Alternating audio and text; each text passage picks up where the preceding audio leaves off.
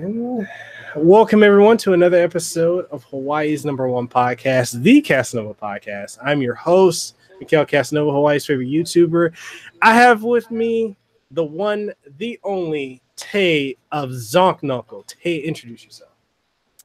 Hi, I'm Tei, but a lot of people know me as Zonknuckle. But you can call me Tei though. Yeah, I draw. Well, introduce yourself. What are some things you're working on? Give everyone your social media plugs. Tell them about yourself. Why they should believe the hype. The hype is real. Well, I'm just like a hobby artist, so I kind of just hang out at home and draw stuff for fun. Mm-hmm. Let's see. I'm not currently working on anything too big. Yeah, I don't know. My life's been pretty mellow these days after the summer finished. Summer was crazy. Yeah, that's where the bulk of my work was. So I'm kind of just chillaxing now. That's good. That's good. That's good. So I want to ask you, where can people find you? Because people are going to be curious. You keep in mind this podcast is going to reach millions of people, so they're going to want to know. Oh man, the pressure's on now. I'm under Zonknuckle on almost every site except for Twitter. Mm-hmm. On Twitter, it's spelled pretty much the same, except there's a IE at the end of the word instead of LE. Mm-hmm. Because phonetics and stuff. My last Twitter got suspended, so I had to compromise and try to make it look like my brand name. Why did they suspend it? Twitter, I think, has an automated algorithm where if you send something that sounds remotely violent, like they'll suspend your account. So I told one of my friends I was gonna kill him. And they were like, "Nah, we're not having any of that," and they kicked me off. But yeah, Zonknuckle pretty much everywhere. I think I'm on Tumblr, Instagram, and my online store is also registered under zonknuckle.storeenvy. But yeah, I'm pretty easy to find. Same name everywhere. All right. And I'll definitely drop the links to all of your social media and websites down in the description of this video and this podcast below. Thanks. So, when we came to announcing this episode today, this interview, I saw some back and forth between you and Dipod. Oh. What was going on? Just because, Codell has become a famous name now. He likes to pick on me a lot. We pick on each other a lot about, our Cody content, respectfully. He's a great guy, though. I love him. His art's super cool. He works super hard. But yeah, that's the guy who made the reaction video for Cody's reveal. Oh my god. And he called him, because he's all, he's all done up. He looks all dapper. And Dipod dropped the Codell Traverson. That's Codell Traverson, and it just took off. Like, every time I post a picture of Cody on Tumblr, someone reblogs it and tags it with Codell Traverson instead of his real name. So it's definitely a thing. I remember when I first saw that, I was like, "Oh my god!" And it blew up to the point even Maximilian he even dropped it in one of his videos for Cody. I was like, "Oh my god!" They're friends, though, aren't they? I think so. And Max, yeah. I think they are. Yeah. Yeah, it's crazy though. Yeah, he's super cool. Like I like a lot of the stuff he puts up. His artwork is amazing. I know he's working on he's doing a game too, isn't he? A fighting game. He's making a fighting game. I can't remember what it's called off the top of my head though, but I'm sure if you go on his page, you'll be able to figure that out. All right. Well, I gotta ask you, what got you into gaming, or what made you become passionate about gaming? Well, I mean, it's just a hobby. I don't know. I think video games they're a really unique way of telling stories. Mm-hmm. They're a lot of fun. I don't know. It's just something that's been around since I've been a kid, so I kind of grew up with it. Kind of had to grow to love it. Oh, all right, cool. And also, I wanted to ask you, like, what got you into doing illustrations and art? That's kind of a thing that started out as a hobby too. I guess I've always liked drawing. Like since I was a kid, that's like some of my earliest memories of, making the time passes through drawing. And I guess that's just something that I had to grow to love too. Because if I do it so much, it kind of becomes second nature. So it's kind of the only thing I'm good at too. Lies. So I can't I can't really like go to anything else. So it's just something that's been a part of my life for a really long time. I can't really say where it began. Well, I mean, it's really blown up because you've gotten the ability to. I mean, it's part of your business now. So, like, how did that come about? Like selling? Yeah. Or, I started when. Yeah, I started selling my artwork in like high school. Like early high school, just because like my parents were kind of pissed that I was draining all their money. So I had to figure out a way to, make my own money just on the side. And I would sell like drawings to my friends, and I was part of a few like fandom groups out here in Hawaii. I don't know if you've heard about Homestuck, but I was tell us about it. Well, I was a part of the fan group here for Homestuck, and we would just have meetups, talk about the comic and cosplay and stuff like that, and I would sell my artwork to them too. And I don't know, it was just a thing, a means to make money on the side for fun, while I was too young to work anywhere. And then as I got older, I guess I got better at it, so it became easier to sell my work. And I did my first convention when I was 15.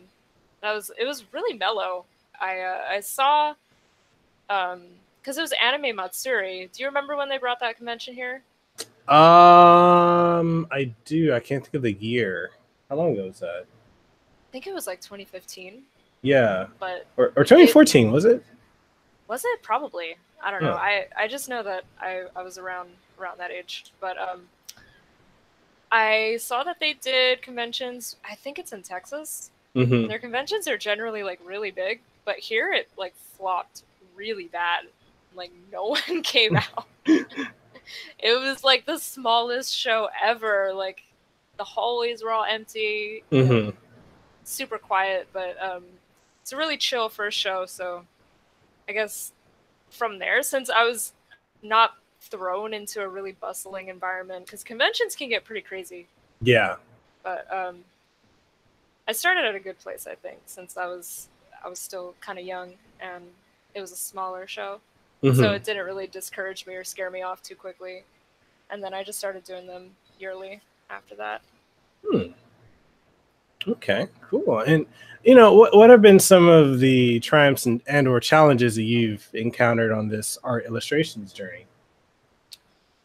I guess just confidence, mostly, like trying to find your the trust in yourself to know what you're creating. Because when I was younger, I grew up being told like, oh, you're so good at drawing, how do you do that? People freak out when they see a small kid drawing super good, which is like, that's totally understandable. But then when I started like posting my work online, and like you find yourself comparing your work to the work of others and trying to gauge your level or your worth off of that. So I guess that was pretty tough to like learn how to cope with. I'm a lot better at dealing with people like comparing myself to my peers now. Like I take it as encouragement, and I guess that's one thing that like transformed the bad into something that I've actually learned a lot from, because I think now that's like the most important thing for improving my work, is to compare myself to my peers and not be discouraged. And I'm sure a lot of people struggle with that too, thinking that because their peers are at a different place that they should be there. That's really not it, though. It's the growth. Yeah, it definitely is. And it's with anything. I mean, the biggest critic is always going to be yourself. But I'm personally glad that you didn't get discouraged. Is your artwork My lord, people, you need to go and check out her artwork. It is Thank you. insane. My God. I first saw your stuff not long ago, and I was like, holy crap, who is this person? And Keith of Video Gamers Hawaii, he was like, bro, you got to check out her other stuff. And I was like, holy shit, who is this person? Who is this elusive Zonknuckle? And I remember when I was interviewing Michael Coleman, and he's like, he's like, yeah, she's really, really good. And he's like, have you seen some of her artwork? And I'm like, who is this person? Yeah, I'm a gremlin. I stay in my cave and I create terrible, terrible things, and I unleash it onto the public. Oh man, how did you because you're friends with Michael Coleman, right? Yeah, we're cool. So like how did that come about? Oh, I can't believe he hasn't told you. It's such a stupid story. Did you ever go to Amazing Hawaii Comic Con? The most recent one? It was in 2016, I think. The one that No. he was at. No, I was actually out of when that happened, I was off island actually. Oh no. Yeah. Yeah, he was he and the rest of the Street Fighter voice actors, or at least as many as they could bring, were at that convention. Mm-hmm. And oh my god, I remember I was in my art class in my sophomore year of high school, right? Mm-hmm. And I was on my phone, and I saw the ad posted by Amazing Hawaii Comic Con, and they said that the voice actor Cody was going to be at the convention. And I was like, I started shaking in my chair. I was like, oh my god, stop. What? Yeah, I was freaking out, and I was in class too, so I was like trying to be incognito. Mm-hmm. But I saw that, and then I made it a point to visit that convention, and came to visit, and I walked up to him, and I was literally shaking from trembling, and I had like the most embarrassing fangirl moment in my entire life. Oh wow. And I was like, whoa, real, and he's like, do you have the right person? I think you're talking to me. Oh, you're getting some feedback. Oh no. Am I good? Nope. Am I better? No. Back. No, you still got feedback. Oh no. How do I fix this? Here. Hold on. Hey, there's no worry. We can edit anything out. You know, it's a live show. It does not matter what happens. We just roll with it. Can you understand me though, at least? Yes, but you kind of sound like the Borg from Star Trek. Oh my god. Mayday. Okay. Should I leave the call and come right back? You can if you want. Shut it down. Okay. No. Hey, you know, people on the Kasanova podcast, things like this happen, but it's okay. We roll with it. We keep it. This is the most organic podcast you will ever find. We roll with anything. But how's everyone living? I hope everyone out there is doing good. You back? Yeah, is it fixed? You are clear. Clear as day. Okay, yeah, sorry. I have that issue a lot. You still need to get the phone, the because you got a microphone, right? Did you get a Yeti? I did not. I got a headset. Oh, okay. Maybe that's it. I don't know. I don't know anything about these things. Anyway, so you were saying the Amazing Comic Con 2016. Yes. So, because I believe that it was Michael Coleman. We had Matthew Mercer was out here too. I think. Was he? Was he? I don't know. I don't follow a lot of the stuff that he does. Ooh, don't let him hear that. No, I'm kidding. Anyway, so you were saying your story. Yeah, I was super excited to see Michael Coleman. He was like the only reason why I went to that convention. Because I'm like a Cody freak, and I've been that way for a few years now. Oh god, too many years. So I walked up to him and I was like freaking out, and he's like, I don't think you have the right person. I'm like, no, I do. I just like Cody a lot. And then we took a selfie together, you know, the usual. I gave him artwork, and I think he signed my sketchbook. And and he opened it up and he started looking through it. And I was like, no, you don't want to do that. And, you know, eventually he got to this full color picture of Cody and Guy that I did. And I guess he thought it was super cool. And he took a picture of it and sent it to the voice actor for Guy. And just, yeah. So, I mean, yeah, it was a really Cody induced meeting between me and Coleman. He's such an awesome guy. He is. He's a lot of fun. Yeah, after I met him, we just kind of kept in touch. And yeah, we follow each other on Instagram now, I think. Go follow him, Freakateer, on Instagram. Give him a follow. Cool dude. Yeah, he's super cool. I know I'm trying to get him out here for the next convention we have, but I don't know why. Why is it so hard to get these voice actors out here? Yeah, it's weird because like Cody's a super popular character, right? So you think that they'd want to bring him back because his reveal, I think his reveal had the most hype. Yeah. Any other character reveal I've seen so far, I think his had like the most hype. And I'm not trying to be biased here. No. Everything that they put, like the little teaser snippet that we got December last year was the most hype thing about Arcade Edition. And then the next thing, like, because it's like we saw him walking with the cuffs and we're like, he looks so good. You know what's funny is that I think I turned off the live stream after Sakura's trailer dropped and I didn't see that live. So I had to find out like through Twitter like seconds later that he was in.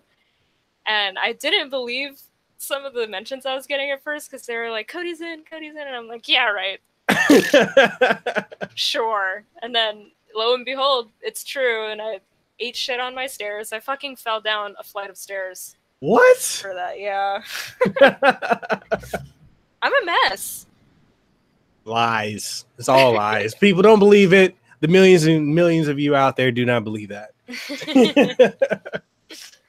No, but it was the most hype. Like that alone sold everyone on Arcade Edition. And then when they did the reveal, like the hype leading up into his reveal back in June, like was insane. You saw like the letter Kenny Omega. Oh my god. Because you remember they had Capcom did the whole letter to the current mayor from Mike Hagar. I was like, yo. I'm super emotional, so like reading stuff like that when like people have hope in Cody and all that, I lose my mind. I was in tears. You and me both. I was like, this better live up to it. And then they had Kenny Omega. I don't know, like, I'm kind of annoyed with that reveal because I really think Cody Rhodes looks like Cody. You know, that is true. Yeah, I was thinking about that. Like, I mean, like he has the look, like everything. He looks, even when he dresses up in his suits. I'm like, that's Cody. But then when they got Kenny Omega, I'm like, I don't know, like. I guess it's because he's pretty much the Cody fan spokesperson. I think. Yeah. So. No offense to you, Kenny Omega. I know you watch this podcast. No offense to you. You're still my favorite wrestler in the world. Be the elite. You know, all that, but I'm just sorry. Like the American Nightmare would have been a better Cody. He even sounds like Cody. That's true. Yeah. But the production value that went into the Cody reveal was like, you were there, weren't you? No, that was evil. Never mind. I'm getting my. You know what? This is what I happens. Wish I was at Combo Breaker. Jeez. Like the hype for that, I think I've spoken to a lot of people from like Low Tier God and others who've said like the hype at that moment was insane. Yeah, I saw videos. I was like, man, if I was there, that would not have been good. I definitely would have popped off. I think everyone in the audience did when that happened. Yeah, but they're at least keeping it contained. Yeah. I mean, I literally fell downstairs. Like, yikes. It happened. Yeah, it's definitely a good thing that I wasn't at Combo Breaker. But like, what is your thoughts on like because even though we're hyped as Cody fans, I think we're probably the two biggest Cody fans in Hawaii. But I do find it interesting. There's a lot of people that were not happy with the reveal. They're not happy with his new look. And there's like within the first week of him being playable, you have so many people just upset. Like some saying he's like the worst character in the game. I'm like, what? But you get that for everyone, I think, at this point. Yeah. 5 just gets so much pushback. I think that's kind of unavoidable. Yeah. I don't know. I'm just really unbiased, and I will shill anything that has Cody in it. So, I mean, my answer might not be valid. No, but that's one thing I kind of find interesting about the Street Fighter community, as opposed to like fans of other fighting games, where everything that comes out, it gets shitted on. Like I remember, I'm not sure. I believe you're younger than me. Yeah. I believe you are. There may be a 10-year age difference. I'm 30. I'm in my 30s, so. Oh yes, definitely. Yeah, so I'm 19. Okay, yeah, there's a 10-year age gap between us. So I remember when Street Fighter Alpha, the first one, came out in the 90s, and a lot of people were upset with it because they're like, oh, this is just Super Turbo with anime style graphics. I remember the flack that game got. And it's funny. I remember when whatchamacallit, Street Fighter 3 first came out, nobody wanted to play it. They crapped all over that game, and especially Third Strike, which now is considered like the greatest Street Fighter. Everyone's like, that's the holy grail. I'm like, yeah, but you crapped on it. Of course, right? Even Street Fighter 4, like the fans crapped all over that game, and all of it. Yeah, it's like it's so hypocritical. People like they're like, oh, this game is so trash. I'm like, why are you playing it? Play something else. Yeah, I feel that. The minute 6 comes out, people are going to be like, I want 5 back. That game was so good. It's going to happen. It's going to happen. I know I'm going to get flamed from the Street Fighter community, but I'm just speaking what I have seen, people. I can see that happening. But at the same time, I think 5 has a lot of issues that other games didn't have, but I don't know. I don't think I've been around long enough to like see the pattern really unfold. No, maybe. No, I mean, no worries. You will. I mean, 5 has a lot of issues. I believe when it first came out, the roster was incredibly small, which granted, every Street Fighter does have a small roster when it first comes out. I get that. But when King of Fighters comes out mere months later and it has 50 characters at launch, I mean, I'm sorry, Capcom, SNK clowned you guys. I'm just saying. Oh man, but that game died so fast. It did. Yeah. It really did. Like I can't get any matches when I go online now. I'm like, holy crap, nobody's playing this game. Oh jeez. And it's been on sale like constantly on PlayStation Network and Steam for like $20. They're like, please play My Amazing Game. It's only $20 now. Man, I kind of wish I could have been old enough to like travel to majors and stuff by the time 4 was like in its prime. So that seemed like a lot of fun. Oh yeah, kind of things that were happening, but now it kind of, I don't know, everyone's just angry about anything Capcom does these days. Yeah. So like you go to an event and yeah, it's a good time, it's a lot of fun, but there's still that knowing, like especially how Marvel Ultimate or Intimate. Oh goodness, Infinite. yeah. Words. Yeah, that one got cut out of Evo. So that game wasn't even a year old before it got just abandoned. Yeah. I think it was abandoned within its first like 2 months. People were done with it. Yeah. Even before that. Like, people saw the kind of merchandise they were releasing and they were like, dude, this is whack. But that was sad, yeah. And it's really sad with that game because like for years all you heard people ask was, and if you go online, you look up this meme, you'll see it. Where's Marvel? Where's Marvel? Yeah. And And then they got it, and oh. And it's so funny, like people like Maximilian, you know, he constantly says he enjoys the game despite the visuals. He says it's a technically sound game, but if you stream it, I think he got flack from a lot of people for streaming the game. And if you go on the game facts for that game, it's cancerous. It's really bad.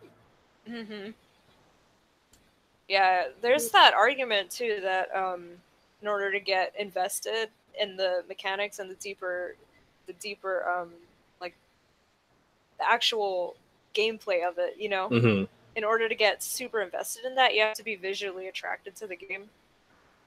Yeah, I've heard that one. That was a huge problem too with Infinite, is that it didn't have appealing visuals, to say the least. Yeah, it was rough on the eyes. Yeah. I don't know. You know, I want to blame that on Capcom, but I think Disney had a lot to do with that. Oh yeah. Yeah, especially because they like to keep a stronghold on their franchises too. Yeah.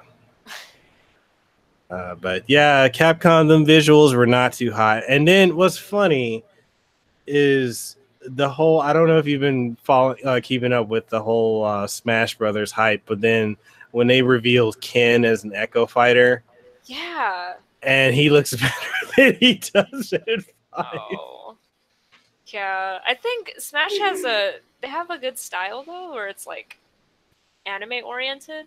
Yeah. Instead of like in 5 and in Marvel vs. Capcom, it's more of a Western look. Yeah. So I think that Smash has that going for it, is that its art style it's inherently appealing. Like anime kind of has to look good in order to be like passable. So yeah, but it does. Yeah, I'll give that game a lot of credit. It does do Ryu and Ken justice in the visual department. I don't play a lot of Smash, so I can't speak on much else. I don't. You know what's funny is I always get hate from the Smash community.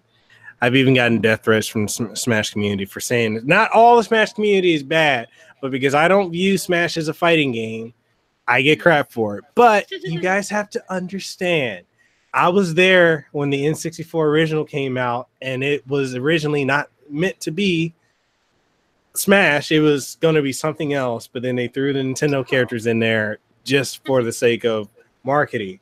But I was there when it was just a party game.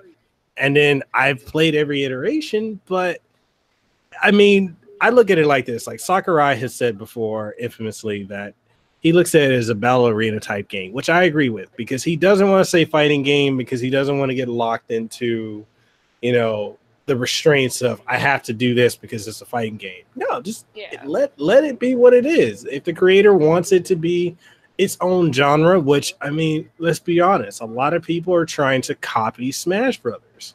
Sony tried. I mean, Sony copies everybody, but Sony tried. You know, you had Brawlhalla that came out. You've got the Brawl Out. You've got all these games trying to be Smash. So it's its own, to me, it's its own genre. But yeah, I do. Not a lot of games out there are like actually like Smash, you know. So yeah, that is interesting though, calling it its own genre. I've never heard it referred to that before. You know, because the reason I do that is because I think it deserves to have its own genre. Like, it deserves that type of respect because Nintendo crafted a really brilliant game. Like, I respect Smash in that sense. I don't want it to be considered part of the fight game community because it's like, you know, it's its own thing that anyone from casuals to hardcore can just go in and have a good time with. Whereas I think with the FGC, you know, I feel like there is a high barrier of entry, you know, personally. But I mean, that's my opinion. But if y'all want to add me, find me on Twitter at Mekel Kasanova. You can send the hate mail there. I embrace the hate. So yeah, I've never actually I don't know, I've never experienced that firsthand, like the FGC being like kind of elitist. You mean like top players getting more respect than like people just making it in? Well, in the sense of some, you know, like if a person, I kind of look at it as kind of like an initiation in a way, like, okay, you want to be part of it. Okay. You know, we're gonna see, are you gonna stick around? Like but then personally, I have never seen the elitist attitude either. No, so I hear about it. I hear a lot of people say, "Oh, the FGC has a lot of elitists, and they're not welcoming of a lot of new people coming in." But I've never experienced that. I've never seen that, so I don't know where that statement for the FGC comes from. Personally, I mean, we just love what we love. Yeah, right. I don't know. Yeah, I've never seen that either. I mean, I can understand where it comes from though, because I mean, in order to be respected at your craft, you have to be good at it, you know? So you kind of have to prove that you're good at it. So in a sense, it kind of makes sense. But yeah, I've never actually witnessed it. Maybe it's because I don't play, so I've never had to go through that. Like trying to prove myself through my gameplay. Come on, we all know your diamond rank. Stop lying. We know you're the grandmaster out here. Yeah, what's the new title they added? It's like Warlord or something. Yeah, it's Warlord. I think we got someone who just made that rank. They're the first Cody player. I think there's America, right? Yeah, because a lot of people. It's so funny that a lot of people won't touch Cody because of so many people calling him trash. I don't get it. I do not get it. I played some of the. I can't name drop people because I don't want to be banned from tournaments, but I have played some of the top players in North America, and I have beaten them with my Cody. And guess what, people? I don't play ranked seriously, and I am a ultra bronze, and I've beaten some diamond ranked players with Cody. Just saying. Good job. Just saying. Yeah, absolutely cannot relate. I don't even know any of the the frame data off the top of my head or any of that. I just think he's a cool character. Speaking of which, I want to ask you, what got you to become a fan of Cody Travers? Like, what about him as a character draws you to him? Oh man, if I actually went in depth with this, I think do it. All night. Oh no. Do it. I don't know. I just think his arc is cool. How it's he was a protagonist in his first game. He was the good guy, and you don't really let on to that he's like actually addicted to fighting. That it's going to be his downfall. Like they don't really. I don't know. People say that at the end of Final Fight, it's like obvious because Jessica is like, "Oh, Cody, you saved me, thank you," and he's like, "Yeah, Jessica, I wish I could celebrate, but I still have to go fight evil," and then he just leaves. And people say that it's like that was like the first sign that he's more into fighting than actually taking care of his loved ones or fighting to protect. He just likes to do it. But I don't know. I attributed that to just writing in the 80s being terrible. Yeah. Because the writing in video games in the 80s were not very good. It was super corny, and I thought that's what that was. But it's cool that that they built off of that and made him into a criminal, and made fighting his downfall. Because especially in like a universe where fighting is the driving force of the narrative, it's like it's cool to see that consume someone, I guess. I'll tell you this: when Alpha 3 was revealed, and then Cody was revealed in his jump attire, like his criminal attire. Yeah. The response back then was, "What the fuck happened to him?" And I think somebody in the game actually asked him, "What happened to you?" Was it Guy? Yeah, Guy says that. Yeah. Yeah. It was so left field when they did that. So yeah, I guess that's another reason that makes it so interesting to me, is that Capcom took so many liberties with his past, and especially now, like in 5, I tried to think about it like that, like how when he was released in Alpha 3, it's like totally new, fresh, different person. Yeah. You know, people must have been shocked then, so of course we're going to be shocked now seeing that he's mayor. But I ended up liking the criminal one more than Final Fight, so maybe I'll end up liking mayor more than criminal. Who knows? But you know, I think they had to do that to give him like more depth to his character because aside from Final Fight, he didn't really have any. There was nothing, you know. Mm-hmm. And then when they did the twist of making him the criminal, and he was basically just aloof and apathetic, it was such a shock. People were like, wait, what happened to him? And then I remember. Okay, so this is my nostalgia kicking in. I remember when they revealed Cody back in Street Fighter 4. And I was there for that trailer. The hype, when we saw him break the wall, that hype was crazy. And then his story arc and I got to attribute that to Michael Coleman. He brought him to life. He really did. I have to say that Michael Coleman's portrayal is kind of what like solidified that. The whole him being a well-rounded character to me is that he sounds genuine. He sounds good. Like it's the way like he delivered the lines, the especially like that monologue. I feel like it's legendary at this point. Oh yeah. Don't get your panties in a bunch. You'll see me again soon enough. We're nerds. What the hell? But you know, and like that, I think the best rival encounter cutscene in that game was Cody and Guy. Oh yeah, I have to down. agree, but I'm also biased. we both are. Fight us. Oh, you can come fight us on Twitter if you disagree. It's okay. Oh man, I get into a lot of fights with people about Cody and Guy. It's kind of like involuntary though. Like I don't ask for this, but yeah, their relationship is so cool. I don't know. It's such an iconic video game duo. And it's when I think about it, Cody and Guy, I feel at this point have become a bit more popular than Ryu and Ken, and it's a shame. Yeah, and it's like, I mean, if people like to do power scaling, kind of like Dragon Ball Z. You know how they do the power scaling, who's more powerful? They do that in Street Fighter too, and a lot of people don't realize that. But if we really want to be honest, Cody is the strongest fighter. In Street Fighter, he's stronger than Ryu and Ken. He's on par with Akuma. Yeah, I think I think he might be the most powerful, like, out of the human cast, because he's just a normal guy, like he doesn't do any key attacks or anything either. Mm-hmm.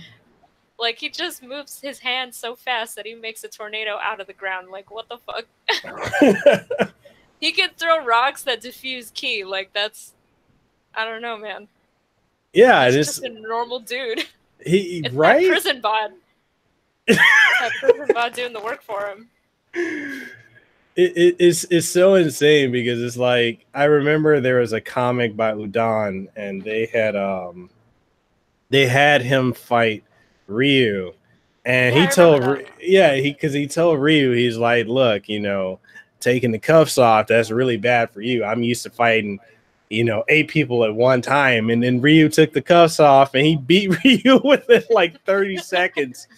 It's like, then they had to keep Ryu strong, so Ryu had to go evil, and I'm like, I'm so tired of evil Ryu. Like, come on, that's such a cop out. Yeah, Ryu is a really boring character to me. I don't know.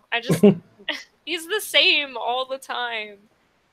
His internal struggle is so weird too. Like you want to be like a spiritual dude, but like not spiritual at the same time because it's just fighting. I don't know. It's his internal struggle is just weird to me. It's not very relatable, whereas with Cody it's like a did I do the right thing? Am I really a good person? Kind of a thing. And I think a lot of people struggle with that. That's why he's such a popular character, I feel. And then Ryu's just like, oh, is my fist too strong? I don't know. Yeah. It's like, am I walking the path of the war? Like, dude, no one cares. Dude, what the fuck are you talking about, man? Relax. It's just fighting. Right? You know, I mean, you know what? You sound just like Cody because he says that to somebody in Street Fighter 5. He's like, Oh, fuck. you know what? This may be something deeper to you, but to me, this is just a fight. Yeah, he's right. He speaks the truth. Yeah. Like, so, okay. So his story arc or him as mayor now, like, what are your thoughts on that? I think it's incredible. I think it's so good. The only thing that makes me sad is that like his interaction with Guy is really limited, and I feel like Guy was a really important uh, part of his development Mm-hmm. because Guy was always, you know, hounding him down in every single game that the two of them were in. Guy was hounding him down every single time, and I feel like that's something that they should acknowledge if they Yeah. want to, you know, really appeal to that you know, the more art and lore driven side of their Mm-hmm. fan base. I've seen a lot of people talk about that too, like, where's Guy? Why didn't he shout him out, you know? But yeah, I like it a lot. I think it's really interesting, especially because um, he still kind of just wants to fight just to do it. Mm-hmm.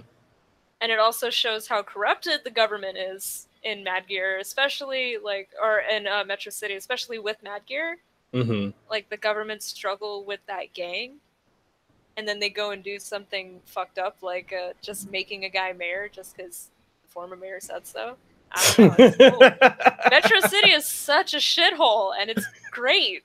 Like you're really gonna let a guy who has probably beaten multiple people nearly to death, if not to death, you're gonna let that guy be your mayor? It's so dumb. I love it. It's you know, and it's so funny. Like when he meets Abigail, he's like, "What, Cody?" And Cody's like, "Yep, I'm gonna rock your shit, bitch." And then what's her name? He's like, "What are you doing?" "I'm just talking to one of my constituents." It's so dumb. Oh my god, yeah. I don't know. I liked it a lot, especially because they made his design a little more conventionally attractive. I feel because you know, the messy hair jailbird thing didn't really do it for a lot of people. Like they thought it was corny, but obviously I'm a sucker for Cody, so I'm gonna say it was good. But it's really great that they made him like more conventionally attractive, and now people are, oh my god, the response was pretty much unanimous. Everyone was like, okay, looking at this, it makes me pregnant. That was like the response across everywhere, dude. Even what was it? Was it Matt McMuscles that said he was like, "Yep, you've done it, Capcom. I am officially fucking gay for one of your characters." And I'm like, yes, finally, everyone sees the light. Everyone sees. Like, super validating. You know, if there are a lot of babies that are born in February, we know what happened. We know what happened. A lot of people got pregnant at that reveal. It's those eyes, dude. You know when he slicks his hair back and he like looks like a deer in the headlights real quick, and then he goes all stern. Yeah, yeah. You know, it's so funny. I've heard some people say that like they hate that. They're like, "Oh, Cody's such a pretty boy now," and I'm like, I like that fact. I'm like, yeah, because I'm like, yo, he's beating somebody's ass, and then he checks his cuffs or he tightens his tie, or I'm like, that's swagger. There's nothing wrong with that. Like if I was beating somebody's ass, I'd do the same thing. Like, is my tie? Oh, okay. Yeah. Okay. Plus, he's a politician now. You know, appearance is like paramount. Yeah. And you know, it makes someone like me feel a lot better about what I do, because I'm pretty much known for drawing Cody like unnecessarily sexy. So knowing that Capcom is like, yeah, you're right, he's hot. It's validating. I can draw what I want now. Okay, so I'm gonna ask you this from an artistic standpoint. If you were to compare like so Cody's initial look, which I think was generic for the 90s, I mean, well, the 80s, to his prison jumpsuit, to his current look, like what would you what would be your take on it, like from an artistic standpoint? Well, personally, I prefer the mayor look. Mm-hmm. Artistically, I prefer the mayor look just because it shows a lot about his personality, and there's a lot you can tell about him from looking at his mayor attire, or at least the default costume in 5.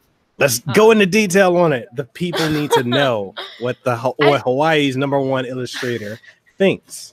I just like how he's got the sleeves unbuttoned and rolled up, because like it's not professional, but it still kind of looks professional just because it's the tie and all that. But it shows that he's trying to get his hands dirty, you know.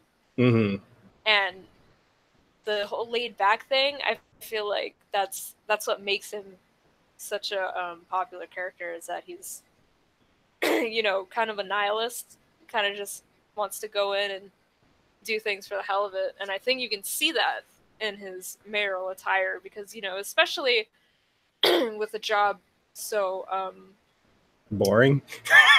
Yeah, boring and like demanding on your public appearance, that he'd be wearing, you know, like the tux that he has for his battle costume. You think he'd be wearing something a little more like that, but it's just cool that he's taking it easy in that costume, and it shows that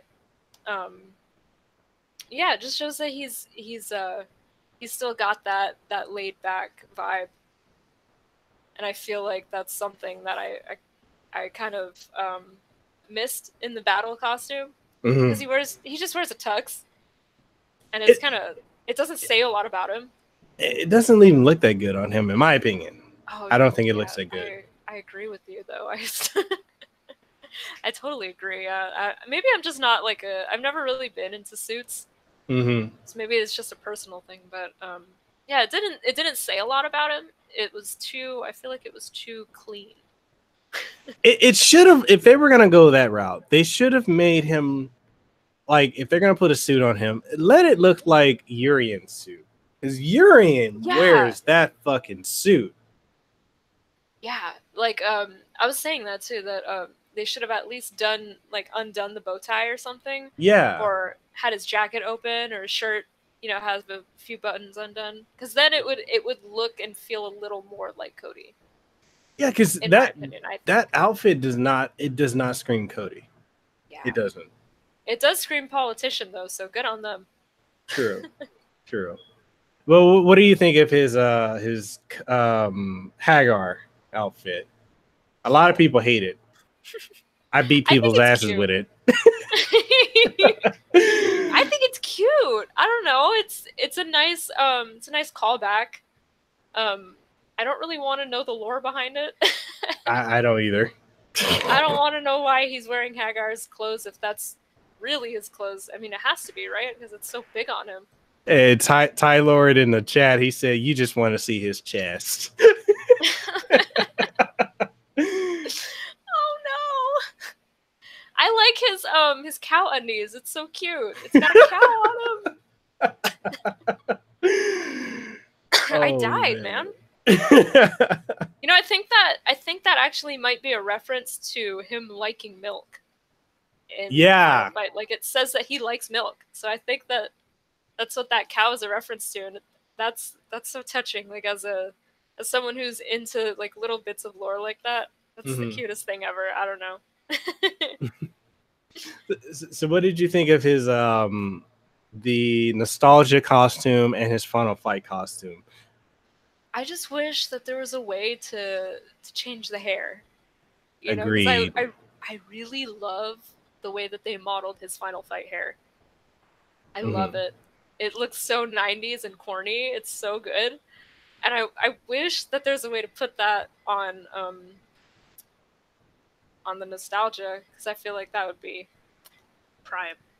The nostalgia one just doesn't look okay. It looks like the artwork from Alpha 3. It doesn't look like how it looks in 4. Yeah, in 4 it actually kind of looked a little worn, right? Yeah. Like baggy on him. Yeah, I liked that a lot, actually, how the pants they weren't tapered at the ankles, but yeah, his clothes are really tight. They're really tight, and you admit it, you like it. I might like it just, you know, for what it is. But if we're talking about like selling the character, I don't know. I think having the baggy sleeves and the baggy pant legs, that's it just has more personality, you know. I wish they did that and at least made it, you know, kind of dirty and make it look like it's worn instead of like a Halloween costume kind of thing. I'm also bummed that they lost the superstars. Yeah. He doesn't wear Adidas Superstars anymore. Do you think that was like a copyright thing? Well, I mean, no, because he wore it in 4. He did, but they only had 2 stripes. Oh, true. Yeah. True. But even if they did that and made them like shell toes, because they were still shell toes in 4. I don't know. I'm like I'm big into like details. Fashion. Yeah, little fashionable things that they do, especially because like shoe marketing was super big in the 80s and the 90s. So it's kind of interesting that they did that even in a video game, because even how Guy wears Nikes, you know, I just think that's so interesting how they did that with into a video game. Do you think when they reveal, I mean, we know Guy is coming, there's no way they're gonna skip on having Guy. Do you think, what do you think they will do with his outfit? Do you think they will I wish I could say. I really can't tell what they're gonna do, because I totally wouldn't have seen what they did with Cody. Yeah, I would not have guessed that. That was so left field. What they did with Cody. And even with Sakura too. I wouldn't have guessed that either. There was a lot of hype for Sakura, and then when she appeared, it's like, and people got to play her, they're like, boo, she sucked. Yeah, that was that was everyone. Even Sagat got that treatment. Yeah, he totally did. I think G was pretty consistent. Yeah. People were, I mean, there wasn't like huge hype for G, but it was consistent, you know, like the opinion didn't totally change after he came out. People had no idea what to expect of G. They're like, what is this Abraham looking motherfucker? Like, I still don't know what to make of it. I still don't know. We know he's Q. We know. It has to be. Maybe. Or maybe Q's an impersonator? Who knows? I don't know. You know what's funny is I actually asked that question to because a couple days ago I actually interviewed Christopher Smith, the voice actor for G, and I asked him, I'm like, dude, is he Q? He's like, I don't know. Like, yeah, you do.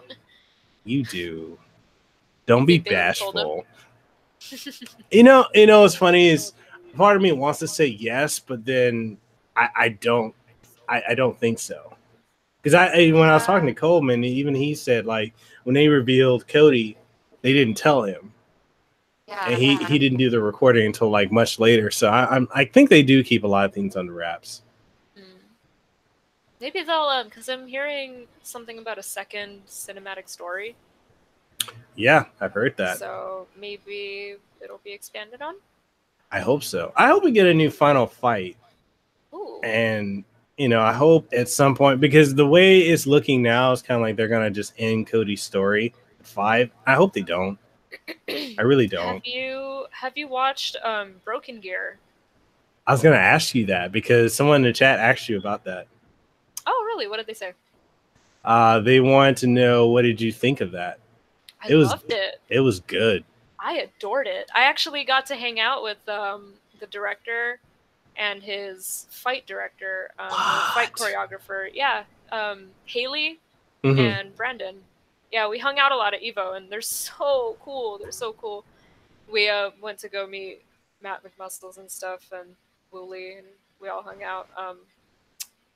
But yeah, the project itself was incredible, especially because it was entirely like just out of passion. They didn't have you know, any big backers. Like, you know how Assassin's Fist had Machinima? Yeah. Yeah, they didn't have any of that for Broken Gear. So it was entirely like self-produced. Totally like just a passion project, you know? Because Haley loves Final Fight, and he's been wanting to make a Final Fight film for years, he said. And he made it happen, and it was incredible. Like, I have not seen a live-action adaptation for a video game be received so well. Like, even with Assassin's Fist, there was some pushback, you know? Yeah. With the wig and everything for Ken. Oh. Personally, I didn't like Assassin's Fist that much, but I won't go into that. Go into it! It's just because I find Ryu and Ken so boring. I don't know. They're just not cool to me. They're so boring. You know, and the thing with them is, like, if it's centered on Ken, I could actually get more involved in it, because I feel like Ken is more of a well-rounded character. I mean, he's a playboy, he's a multimillionaire, he's an undefeated American champ. So it's like, okay, he's got a lot of things going for him.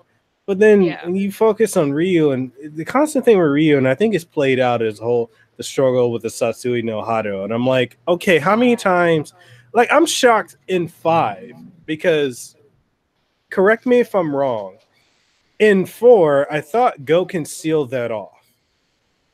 Did he? Yeah, and I believe he did. Okay. But it's like, before Goken and Akuma fought again, I think he sealed off the Satsui no Hado. But then the next thing you know, that, it's like, where did Goken fucking come from?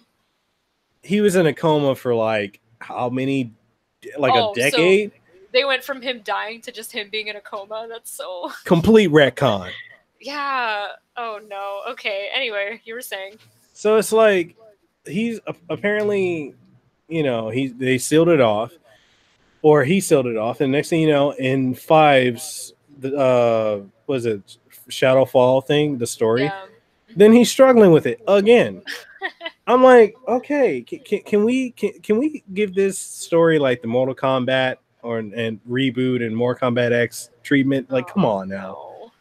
No. God. Yeah, I can't stand like seeing the repetitive storyline about Ryu struggling with his inner strength and his path as a warrior. Like, I just can't do it. It puts me to sleep. So I guess inherently I wasn't too drawn to Assassin's Fist. Yeah. But you know, I won't dog on them, because they still did a pretty decent job. What do you think of okay, so this is going to be a completely random question, but okay, so I think the SNK equivalent of Cody is Terry Bogard. Yeah. So kind of right, yeah. If Cody and Terry Bogard fought, what do you think the outcome would be? Would it be close? I don't know. I don't know too much about SNK lore, so I can't theorize too much, but I'd like to think that Cody would give him a run for his money. Because I think so far, Terry has never been defeated. Like, he's never been beaten by Geese, by Krauser. Oh Lord. Oh, no. Snap. Oh no, Coleman! Wait, I have to turn on my camera so I can wave hi to you. Oh, snap. Hi, Coleman. It's been so long. How are you doing? So long. Oh, fine. Wow, you sound like a real. Oh my goodness. Everyone, welcome Michael T. Coleman, the voice of Mayor Cody Travers, to this show. Man, you called me out so much the time you were on this podcast. I can't believe it. Yeah. Tisk tisk. You're so mean. What? I said nice things. Everybody knows you. You're super famous. Oh God. Why are you in your car? Are you going somewhere? Yeah. I just dropped the kid. I picked him up. Right. We were at a Cub Scout pack meeting, and so I just the car, guys. Gonna make a phone call. A phone call. Because they're loud. Yo, the chat's going crazy right now. They're like, Cody, Coleman. The other window. Man, I haven't talked to Coleman, and I think it's been 3 years. The last time we actually 2 years. Okay, almost 3 years. Almost 3. Yeah, I know. I was thinking that the other day. I felt like just the other day. Because we talk all the time online, so it's yeah, right. It's good to see you, though, man. Thanks for coming by. Sure. Oh, you're like old now. Yeah. Oh, kinda. I'm almost able to drink legally. So. Whoa. Yeah. Holy crap. Man. Yeah, I'm all grown up. No. It's like, yeah, I'm grown up. It is awesome having. Well, I mean, we basically have talked about how you brought Cody to life with like your interpretation of him, like with the way you did like the voice and everything about like. But okay, so I know Coleman, you and I have talked about it before, like the previous portrayal of Cody and Final Fight Streetwise. I remember you cringed. The cartoon. Yeah. I thought Streetwise was interesting. I thought it was it was interesting. There's a lot to work with that they put in there. There was a lot that they did that I thought was super cool. Like Guy being a crime boss. Yeah. That was neat. And Cody being a drug addict. Jeez. That was interesting, yeah. Yeah, it was. Yeah. But too bad it totally went in the shitter. Oh man. So, you know, go ahead. When are you guys coming back? I missed you when you came to Vegas. Oh, I will be going back, I believe. Do they have dates for EVO 2019? Okay, so I think the tickets started. If they have, I need to buy them now. I think I think I'll be up there in July in Vegas. You should come to EVO, Michael Coleman. I know, but it was like right after Comic-Con, and I was Oh man, yeah, you would have been exhausted. EVO's super high energy. Plus the drive out there. I think we were trying to talk them into paying me to come. Yeah, you were trying to help me with that. That. Yeah. They never contacted me with anything, so whatever. Oh jeez, yeah. They have a history about doing that. Yeah, I talked to some other Street Fighters about that. Bill Rogers did go. Yeah. Yeah, I got to meet him. Nice. Oh yeah, he's right. I'm so jealous of you guys right now. We're doing what? Oh, I didn't go to EVO. She went to EVO. I still want to make those little things for your pillows, but you're not selling them anymore. Oh right. I don't know who makes voice boxes. I looked it up. I think you can buy a whole bunch from China. Hey, wow. That would be awesome. Well, I'll have to look into that more because I am gonna start bringing the pillows back for 2019. Yes. So they're not totally gone yet. Don't get your hopes up. Oh. Yeah, you're like, I'm not making these anymore. But everybody was taking pictures of your booth. They were like, oh my God, what is this? Oh man. EVO was a mess. Oh, whoa, why? So hectic.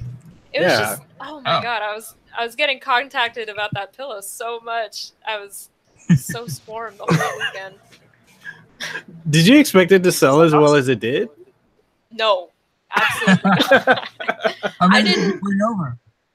I actually didn't even bring my entire stock to EVO. Like I actually left a lot of them at home because I didn't think anyone was gonna buy them. Oh, hey, my wife's here. Oh, word.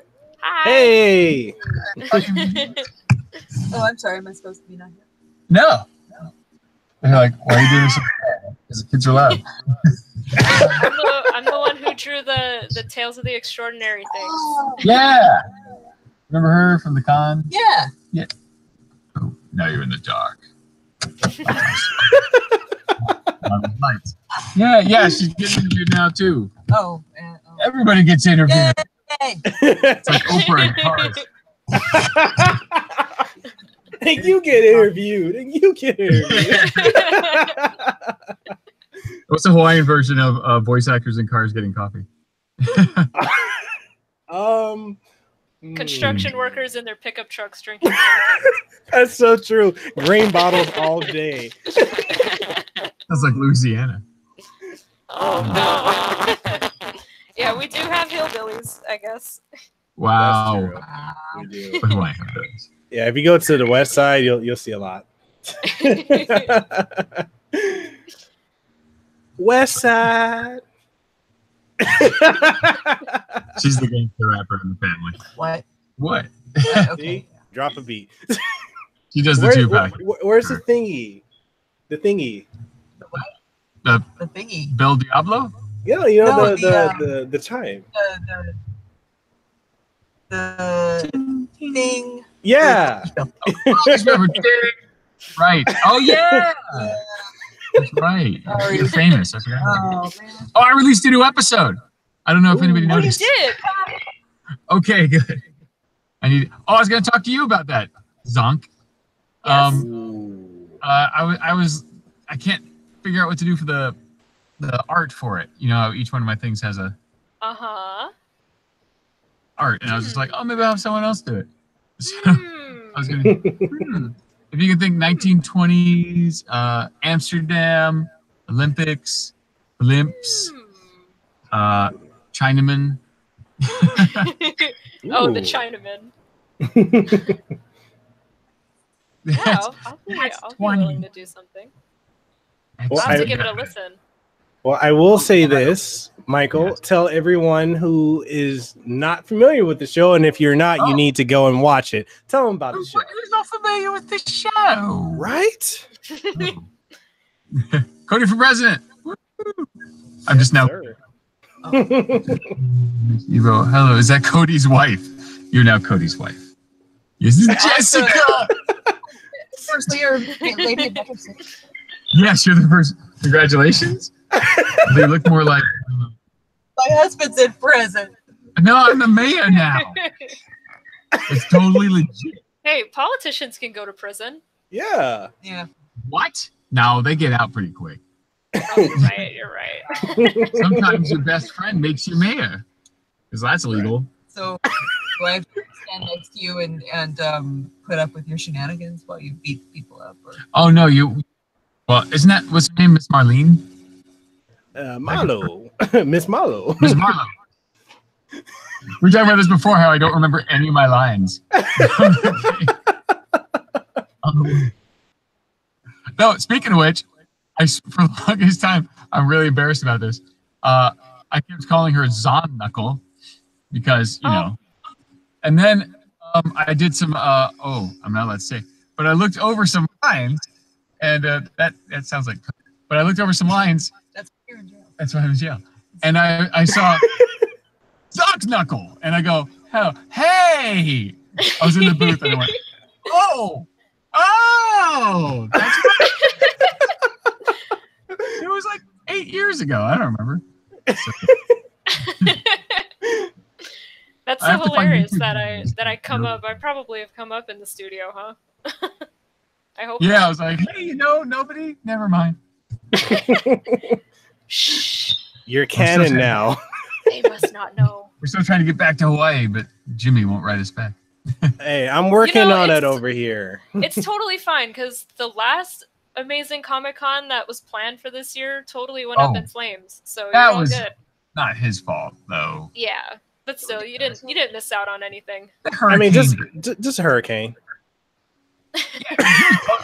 His Instagram was hilarious. He was just posting beautiful weather here. Everything looks great, and then suddenly it's like show's like, damn it.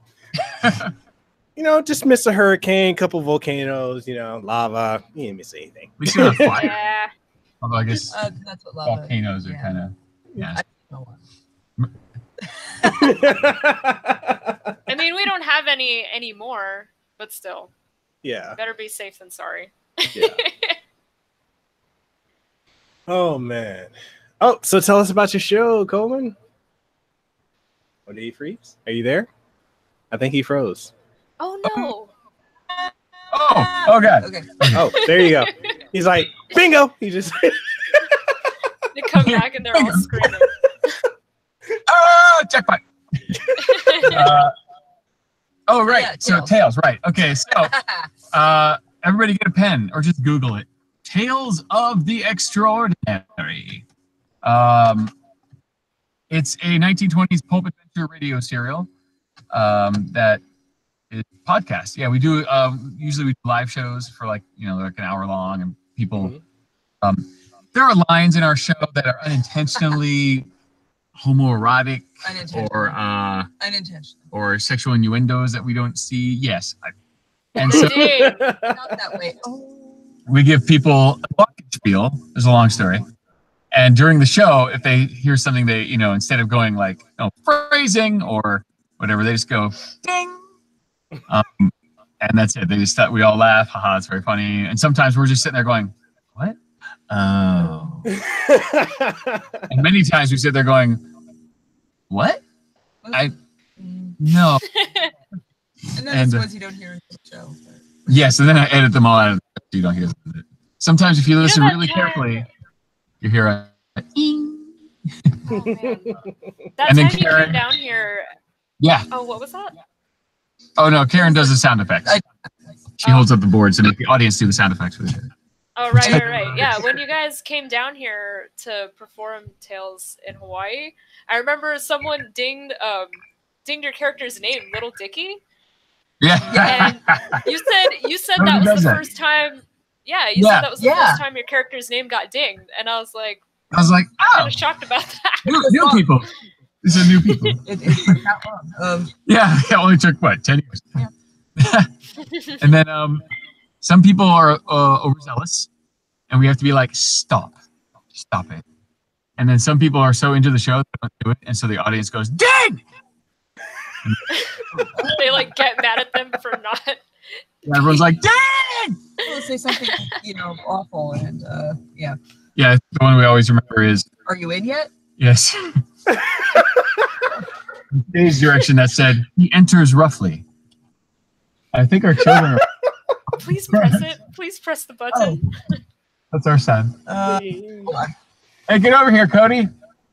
Come say hi. I dressed him up. He wanted to be Cody for Halloween. That was so sweet. I saw that. It was, yeah. My heart melted. Macy looked like look, hey. It's a little Cody. Hi. Is that the one that you nicknamed Ninja? Everyone has stripes. Hi. Okay. Oh, what in your face? Yogurt. Oh. Okay. There you go. You got it. Anyway, yeah, look up the show. We finally put up our first show in 2 years. Yeah. Is that the kid that you call Ninja? I think I see. Yes, on this Instagram. is Ninja, and that's Kuma. She's a bear. It's Ninja Coleman. Ninja.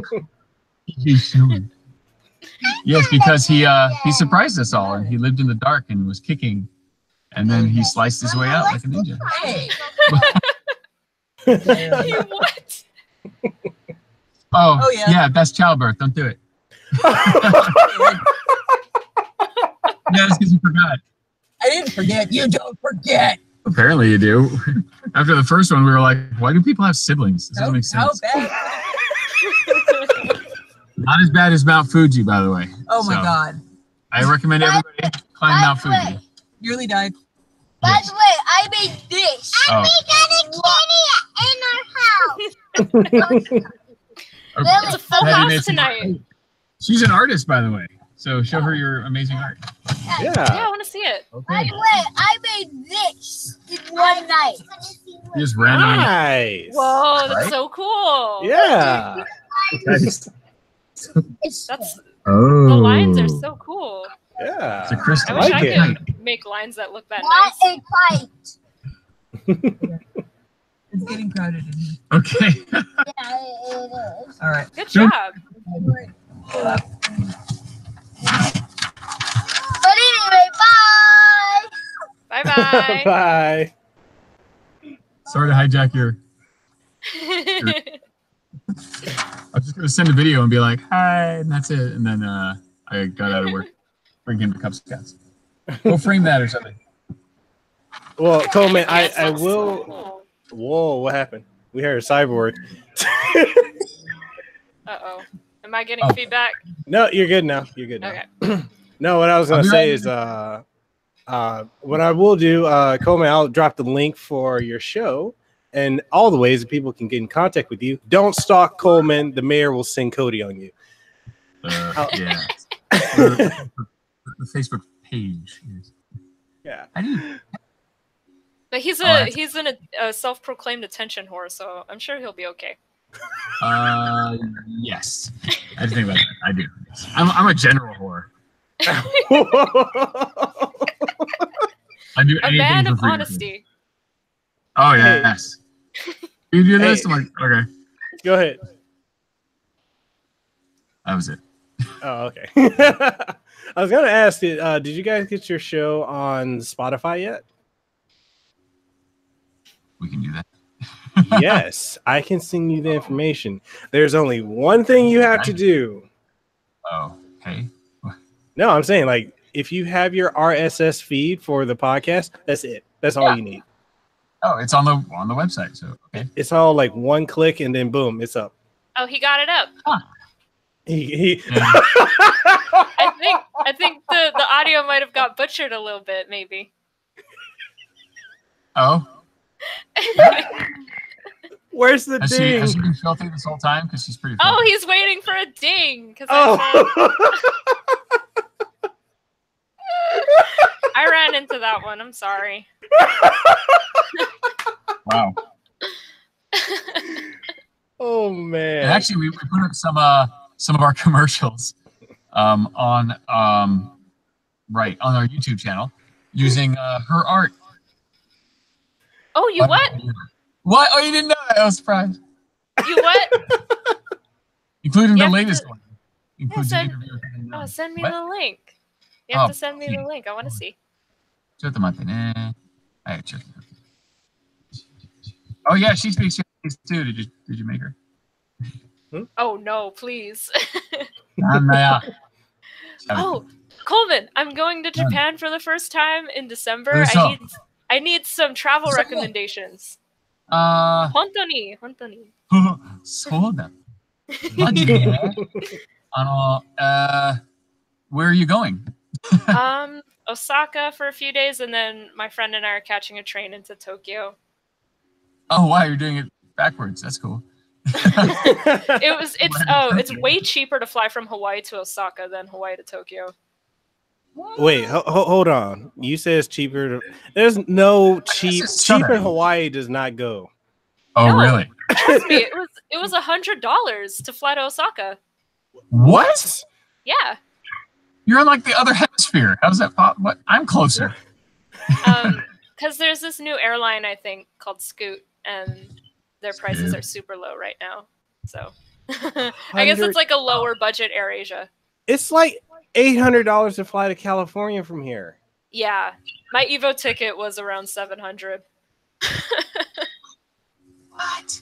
I'm going to Japan. Hey, I just got paid today. I'm going to Japan. Yeah, do it. Oh, here I'm gonna. This is the link to our channel. See Mercer and Bonnie's faces on there. Okay, let me drop it. And then, that's mainly stuff for adventure. Where's the random videos? Am I in the right spot?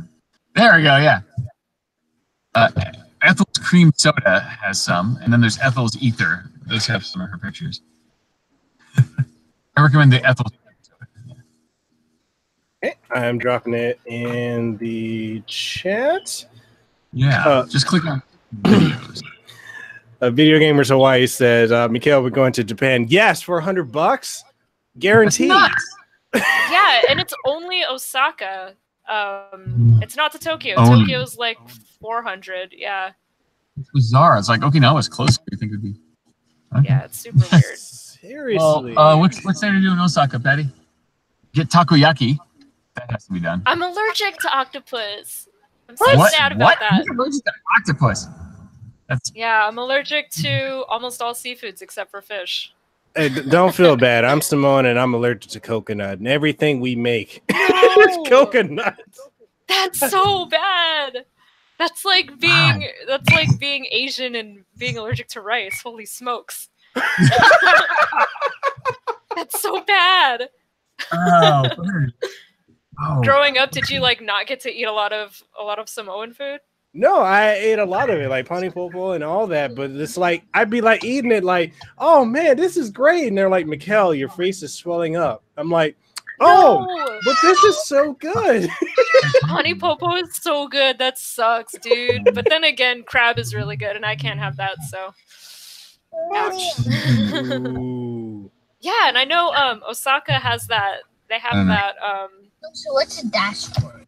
that strip that has that restaurant with the big crab on it, and I'm so bummed. I'm so bummed that I can't eat that.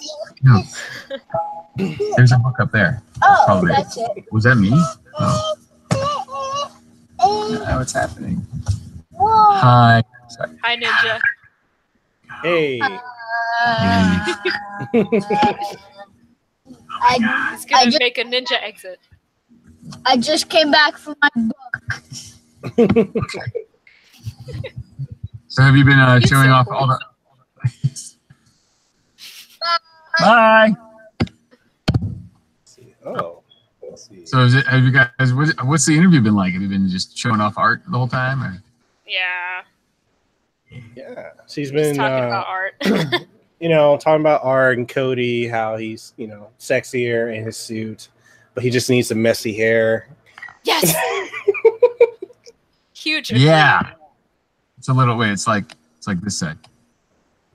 See? It was I funny, got the idea. right? What's funny is we talked about the reveal and how like Kenny Omega, we love you, Kenny, but you don't Sorry, look Kenny. like Cody or sound like him. Oh, please don't hurt me. He was so angry in that trailer. I'm like, that's not Cody. That's why I liked when you redubbed it. It was so awesome. I was so confused. I'm like, why have I been fired? It's like I didn't even run for mayor, but you know what? I guess my first day on the job, I'm fired. Yeah, I was like, what? And then I saw the game part of it, and I was like, well, that's me. So who's this guy?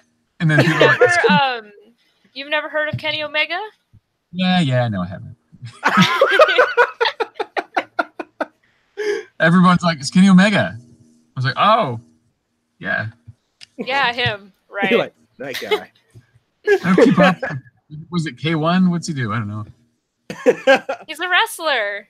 I know he's a wrestler with people. He's I know Harvey, and I know Akibono did it for like 5 seconds. Someone else. I think he's the world champion for New Japan Pro Wrestling. So it's like now. like he's really popular. Like there's a speculation he's coming to WWE, but no, he's making too much money in Japan. I'm sorry. Oh. Wow, okay. That much. I mean, Billy Corgan owns NWA now. Maybe he can True. get him in there. True. But Coleman, we have to ask you, when are you going to come out to Hawaii, aside from us trying to bring you out here? Tei, we need you to hook Coleman up with them $100 tickets, Like that's unheard of. It's Aren't you only coming out this week? yeah, the Scoot only flies within the Pacific and then to I guess places in Asia. I'm in the Pacific.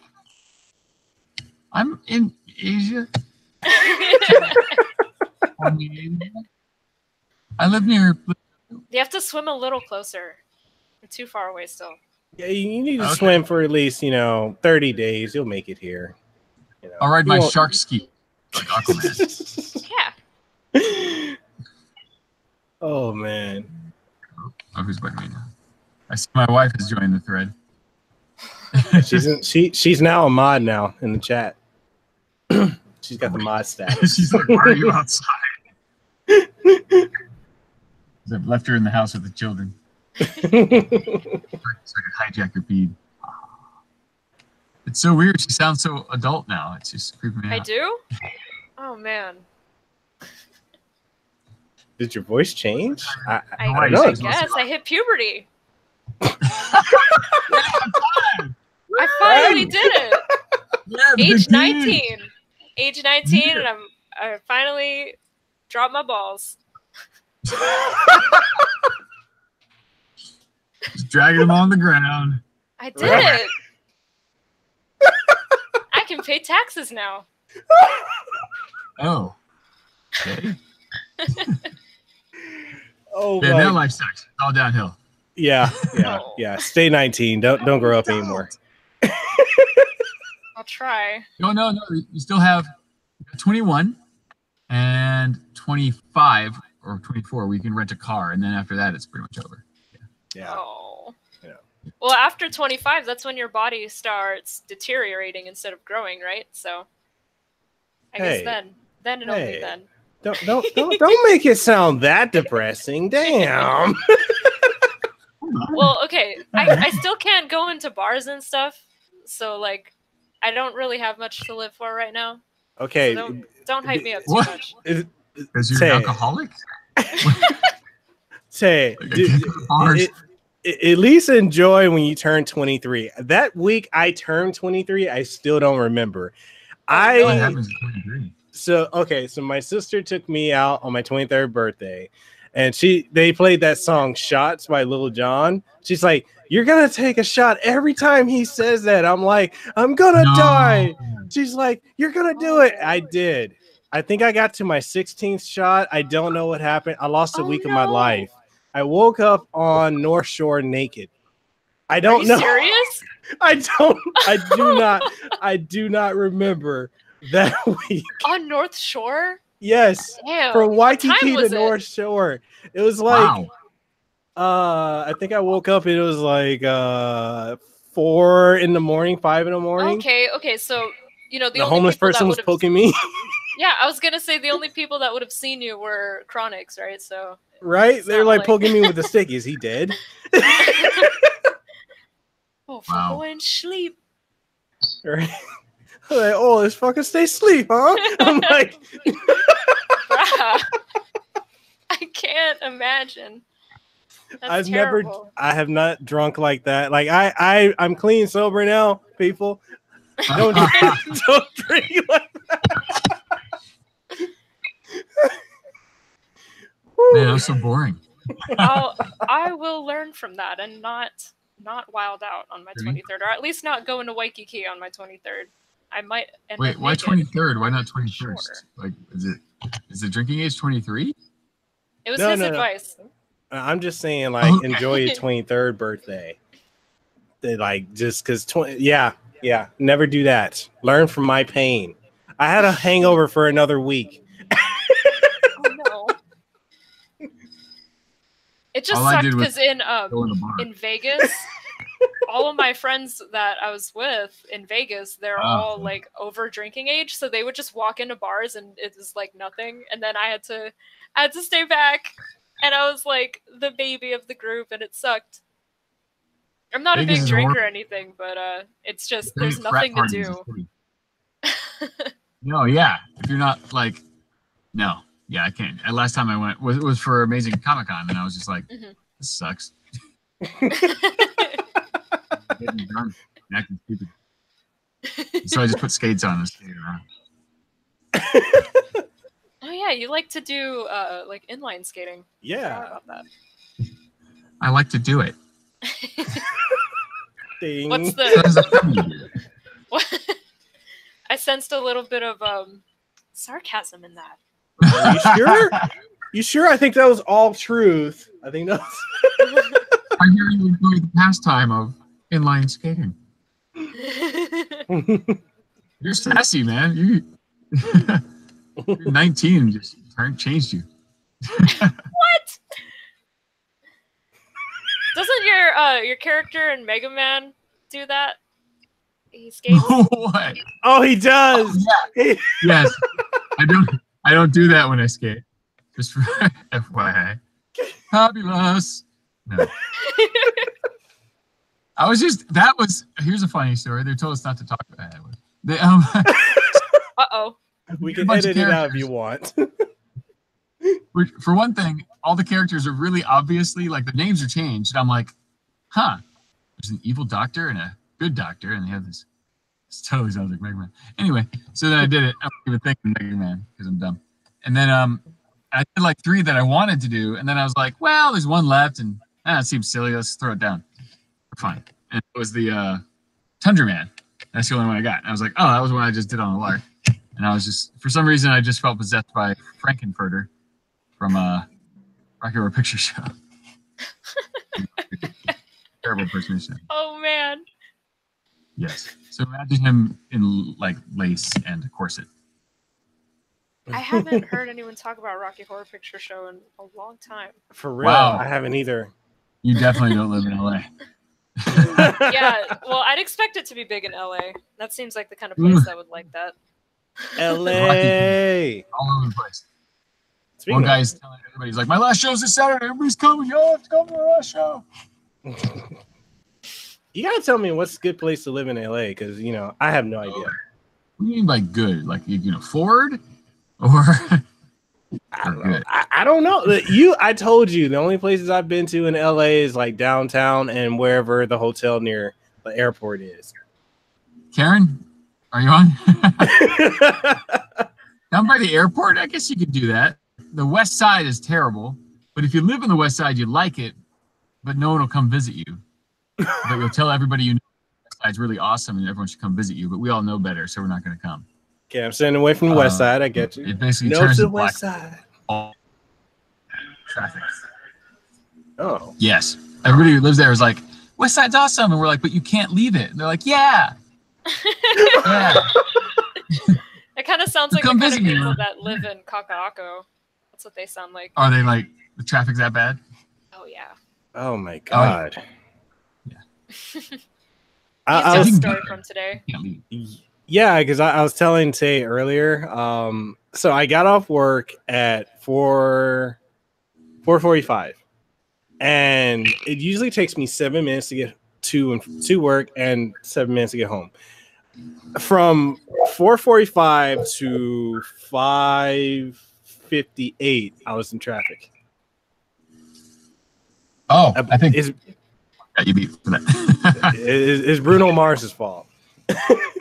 Yeah, Bruno Mars has been here for a week, and they can't keep his hands off him. Karen works over in Westwood. What? Oh no, I said Bruno Mars has been here all week, and that's why there's traffic in town. You screwed up our traffic too. I'm sorry. He's like a disease, a storm. Right? It's like everybody's like, Bruno's here. Hurricane Bruno. That's like almost as bad as the president. Ooh. Oh. Oof. Oh, Man. yeah, that was bad when he was out here. Oh my god. Oh no, I'm like, Oh, you when- Obama when he was there all the time. no, both. Oh. Even the worst was when Trump was out here. So when he came out here, I'm like, okay, well, at this point, I might as well walk to work.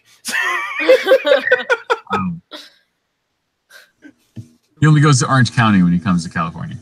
And that was what, once? He hates us. Or he knows we hate him. Oh man. All right, You guys so stay away from the west side. Okay, cool. I got So, that. you live in the valley? Yes, everyone lives in the valley. That's where the sort of cheaper places are. What is the cost of living there? Oh, they're shouting at me. Oh. It depends how you live. I go to the dollar store all the time. We don't even have dollar stores Yeah. here We don't. What?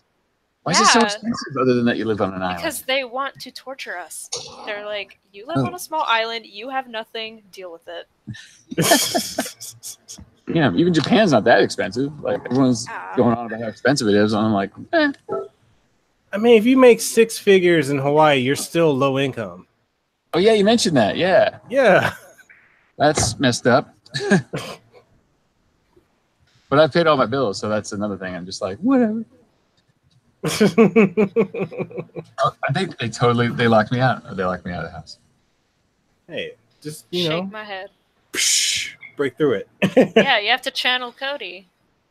Then I gotta pay for it. So I'm Mayor Cody. Having to deal with it. Oh, Yeah, just man. break They your are door correct. down and pay for it with the city budget. This is true. Whoa! Wow. Oh yeah. Can you show us Groot? Oh, did I not do that last time? Yeah, No. okay. Sure. Let me figure out how to turn my car lights off. Yeah. Who knew I that think we'd it's get dark. a tour It's hard to of see. Cody's voice actor's house? Right? I'm good at tour. It's thrilling. Let's see. We're gonna see your house next, right? I don't live in a house. Or whatever. call I live everything in a house. grass shack on the beach. Lies. In a van down by the river. Why am I locked out? I was trying to keep Patty from running into the car again. That's fine. They will want to see Groot. Okay. Okay, just ignore me. What is what? Oh, okay. I'm gonna have to go after the group. Yeah. Children are losing their minds. Okay, there we go.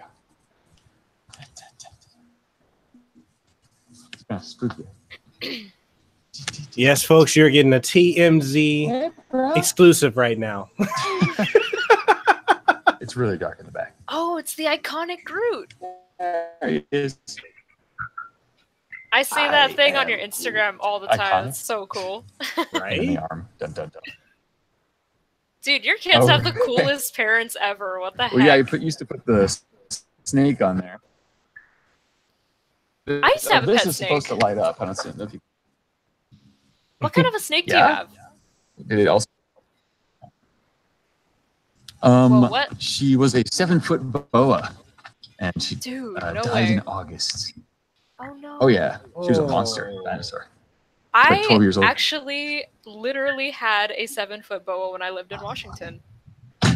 Oh, nice. Yeah. In Washington? Yeah, I used to live in Washington for a little bit when I was Cold. super little. Oh, okay. Oh, okay. So it didn't eat you. That's good. Not, I don't think. I don't think so. We replaced her with this guy. You can see that. That's Rhaegal. He's Is just it? chilling. Yeah, I see the That's all tail. he does. Until you Chilling put with the the crickets in, villain. and then he unleashes the rage. I'm scared of it. Okay. Let's see. This is our neighbor's cat that showed up on Halloween and won't leave. Still? Still here. You kind of just adopted your neighbor's cat? Yeah, because Lily needs to pet her. So Billy adores this beast. yes, the cat. Oh, and I just stole this from work. Lily, you need to know? A giant, giant stuffed bear. Yeah, they had a room that was decorated. I was gonna post the picture. It was like the entire room was decorated with bears, like glued to the Wow. walls and the ceilings. How do you Yeah. smuggle something like that out? I asked. That's the best way. You I also stole was it like, with how do I permission. smuggle this out? I'll just have to ask because they'll probably have me arrested. Anyway, yeah. So come over to LA and hang out. Hey, I'll be there next I year. actually might, yeah. Yeah, come on. I don't know now. which conventions to go to though that In aren't LA? super crazy. Yeah, because usually if there's a anime convention in LA, it's crazy packed. Oh yeah, I'm it makes not- Comic-Con feel empty.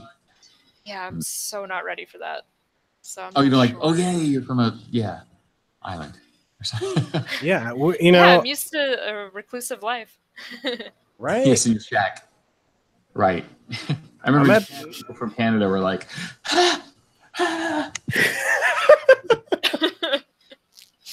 Wait, actually, I'm gonna be. Tei, are you going to E3 next year? No, I'm not. I will. That means I'll be in LA, but I have no idea where anything is. Well, you know where his Yeah. house is now, I guess. uh-oh. Go to his I house, don't. go hang out, go No, I swing on don't. Groot for a little bit.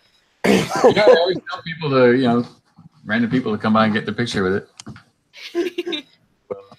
And then, of course, you get the people, the electricians or whatever. They're like, oh, my God, there's a thing in your backyard. I was like, oh, yeah.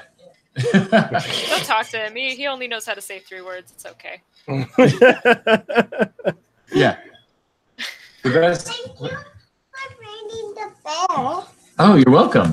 Because you're a bear. Oh. Hey. Hi.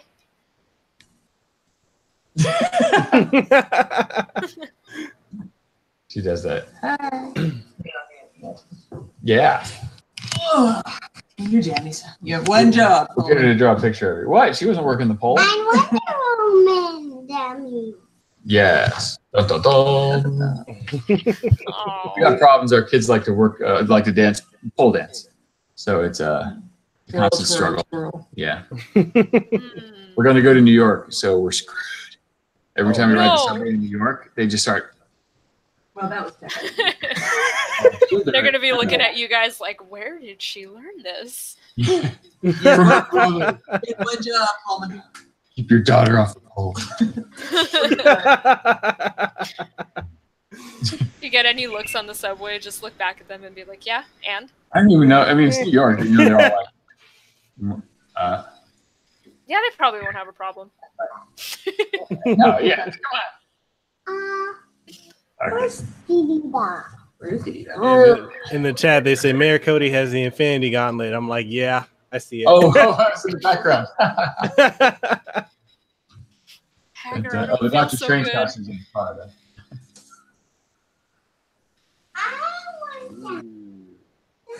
He's got the rocks. The rock. Yeah, what? It's the comic version. That's why. Got all the good stuff. I don't know what else cool stuff we got. Let's see. I totally hijacked this entire thing. This thing's a beast. Yeah. Oh, snap. That was from Comic-Con. Took me 2 hours to put together. Oh, here's the toe I stole. The Oh, toe? a toe? Oh my god. That's the toe from the D&D thing. The picture of you carrying that was hilarious. I was losing my mind. Imposing. Yeah. Yeah, I've been walking around with it this whole time. Yeah, I know. Yeah, no, they went to town. You saw the pictures. Yeah, it was, and I didn't know what to do with it. I brought it home. And I'm like, I have a giant toe now. One of these, because the shuttle came by and it went through our entire city. I feel like your house has a lot of like really cool but really obscure tchotchkes like just scattered around. You seem like that kind of person. I don't know. What? See, that's cool. Well, we finally did something with all the toys. Finally realized, hey, we have a place to put all the stupid little figures we have. You know, I'm wondering why Tei is not in our Facebook chat. Oh. Wait, I don't know why. I don't know why either. He's not a Facebooker. Are you a Facebooker? Are you? Yeah, kind of, but it's my Facebook's kind of private, so. Oh. There it is. Oh, Yeah. okay. Because we have a chat, like we talk basically every day in our group. Oh yeah, yeah. They put me on for the first when you did the video, like put everybody on this one chat, and they just keep popping up randomly, and I'm like, oh, this is happening. All right. They haven't even interviewed Bonnie, and she's on a separate. There's like 3 chats. Right. Chat, and they just talk about random things that have nothing to do with interviewing Bonnie. She hasn't even met them yet, and it's just constantly like, "Hey guys, I got this new TV."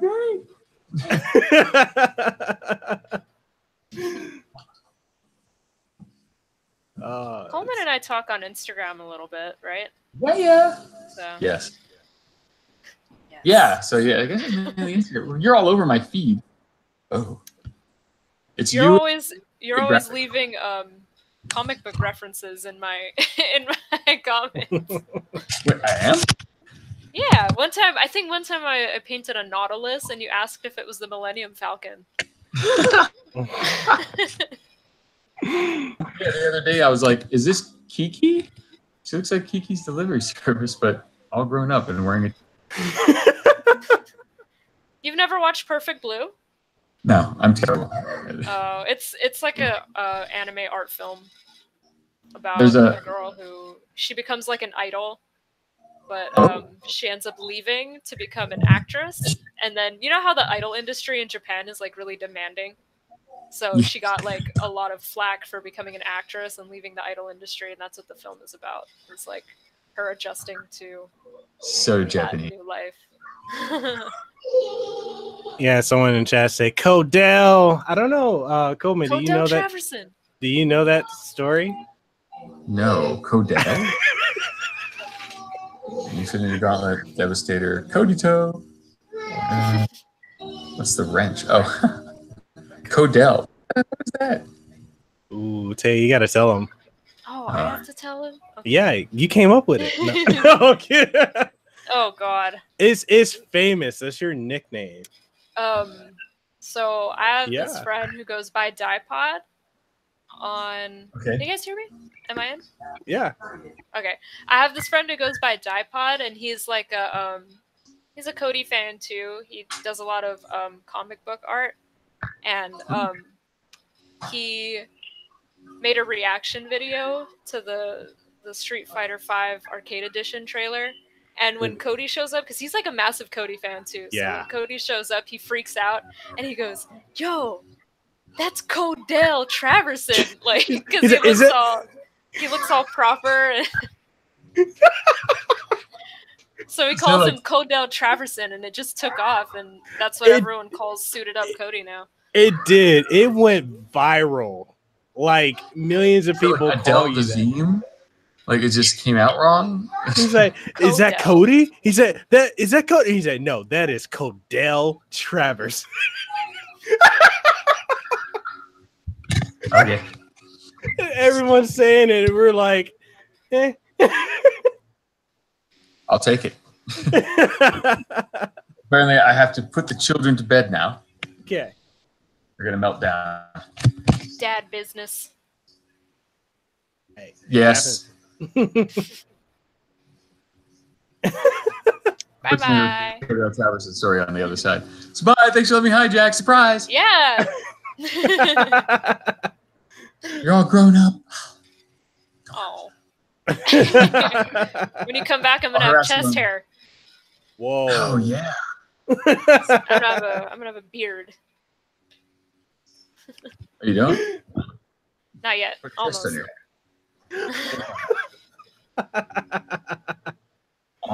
Disgusted now. All right, I'm gonna. Alrighty. All right. Signing off? What? You're signing off? Yes. I'll see you online. Okey-doke. We'll discuss. See you around. See ya. Bye. Wait, put your camera on real quick. Oh, okay. Hey, I got Invisalign. Oh, you did? Hey, we're like same boat. I have braces. Yeah. Yes. Those are cool. I can't take mine off though, so. Oh, yeah. Lucky you. Yeah, lucky. Yeah, they hurt. Okay. Bye. Look, everybody. Right, see you. How do I get out? Close it. Okay, bye.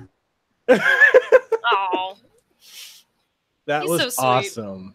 He is. He really is. Yeah, I definitely got to get you in our. Cause yeah, I have a Facebook chat group with him and Bonnie Gordon. So Bounce Man from Mega Man 11, and she's what's her name? What's the character again? I'm supposed to know this. In Street Fighter? Yeah. Rainbow Mika. Yeah. So she's in our chat. It's pretty epic. You should be in it. I don't know why you're not in the chat. Yeah, I'll add you on Facebook. Cool. Oh, right. Bring me to the party.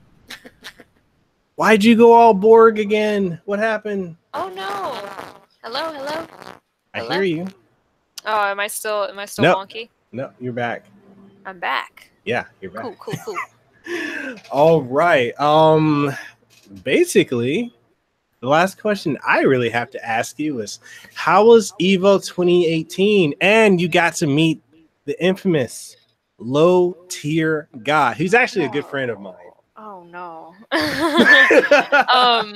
But you know what? Organic. Say whatever you want. You can say whatever you want. I don't care. Evo was a lot of fun. I had a really, really good time. That was my first time going out to an FGC event. For the purpose of selling my art, so I didn't really know what to expect. I knew that most of my following online is for fighting games, but I just didn't realize like how many people there were that knew who I was, you know. Yeah. So when I went, you know, as I said earlier, I wasn't expecting a lot of people to like come to my table and buy my stuff, so I left a lot of my stock at home. But I got to meet a lot of people. I'm sure you know Pete Fighter, right? Or Yeah, Street Fighter yeah. Legacy. Yeah, he has been a super huge part of my FGC career since like the beginning. You know, his page Street Fighter Legacy featured me, and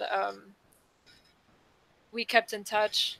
And he's the best. He's so good. He's so supportive, and the things that he does for artists, like boosting their work and linking back to their portfolios and stuff. A lot of fan pages don't do that. Like they just post the artwork and leave. Yeah. You know, they don't put credit or a link back. And Pete was doing that, and now he's like the biggest Street Fighter fan page, you know, in the world. Yeah. And he's giving these people that boost, and that's what he did for me. And so I've known him for about like 4 years, and I got to meet him at Evo for the first time. How fitting, right? Wow. That we met at a fighting game, the biggest fighting game event in the US. Yeah, it was a lot of fun. I got to meet a lot of my friends that I've known online for a while, like for years, and then you know you see them in person for the first time. It's like it's so crazy. Yeah, it was a great experience. I had so much fun. It's a really different experience than just being involved with the online community. Like feeling the energy and the love there it's incredible. I loved it. Awesome. So don't be dodging the question. How was it meeting LTG? Oh, Low Tier God, he's a really good guy. He's super genuine. I think he was like kind of worried that I didn't like him at first because one of our mutual friends was introducing me, and I was like, oh, don't tell him who I am. Because I've had my pictures circulating that whole weekend of just me and that Cody pillow, and I was kind of embarrassed about it, so I didn't want him to base that first impression off of knowing that I did that. But he thought I didn't like him at first, and he was kind of shy. And I was like, oh no, it's not that. And cleared the air. And then I asked him to step on my head, and he did. He was nervous about that. Yeah, he was. He was like, oh, I don't want to like hurt you or anything. So he was like gently tapping my head, like making sure that he doesn't break my skull. Because I don't know if you can tell how small I am in that picture, but I'm literally 5'1" and like 90 pounds. So he's a tower. So yeah, he's like huge. What, 6'3", 6'4", I think. Yeah, so I guess like him looking down at me, he's like, "Oh my god, I'm gonna fucking kill her." Yeah, he was really gentle though. He's like a gentle giant. Yeah, I mean he's a good friend of mine, and you know I tell people, because I know a lot of people, there's a lot of bad content about him out like constantly everywhere, and a lot of people run off of it. And it's like when it comes my way, I tell people, I'm like, do you guys even know the guy? They're like, no, but I heard. I'm like, no, that's not the thing. Do you know him? Yeah. Do you know him? I'm like, if what you see online versus what you see in person, it's entirely different. It's entirely different. Of course, especially with someone like him who built his reputation off of being provocative. Yeah, it's a character. Yeah. Yeah. I can understand where the flack comes from, though, kind of. Yeah. Because you, like you said, you really don't know a person, so you don't know if this is how they are or if it's not how they are. So sometimes people think it's better to be safe than sorry, which is kind of understandable. Yeah. Yeah. Because I know, like, I saw this one YouTuber, he decided to do, like, a hit piece type of video on him. And I was following this YouTuber because like I loved his FGC videos, and then he did a hit piece, and and I went to his comments, and I'm like, dude, I'm really disappointed that you decided to do this of all things. And he's like, oh, you're just, you're being a cuck for him. I'm like, no, I'm not. I'm like, it's just, it's. I'm like, you're talking about like one of the situations like LTG and Momo-kun. You've heard that one, right? Like like honestly, I'm kind of biased in that one because I already don't like Momo-kun, so right. I don't either. I saw that from the beginning, like, and he didn't involve himself. He was dragged into it, and then it started from her fan base, and like the dude was like talking about how, like, LTG went out of his way to attack Momoko, and I'm like, dude, it did not go down like that. She does enough shit on public social media to like receive a response like that, and I'm just like, you know what, you deserved it. Like, right, you had that coming. And like, what's the most recent thing where she got banned and off of Twitter, and I'm like, oh my god, just she's a mess. she is anyways, we not my business. Where's that T thing? Oh man. Anyway, so what are some projects that you may potentially be working on? I know you say you don't have anything right now, but what you may be potentially working on. Well, nothing's really concrete yet, but like I said earlier, I have been in touch with the director for Broken Gear, Tei Lee. We've been talking, and he wants to potentially write a comic book based on his Broken Gear fan theory. So that I might be the artist on that, but like I said, it's kind of up in the air. If it happens, congratulations. Thank you. Yeah, it was super cool, like being approached for that, because I enjoyed the film so much. Yeah, and it's just it's really cool how this like the love and video gaming communities can do something like that. Like start a partnership for creative minds.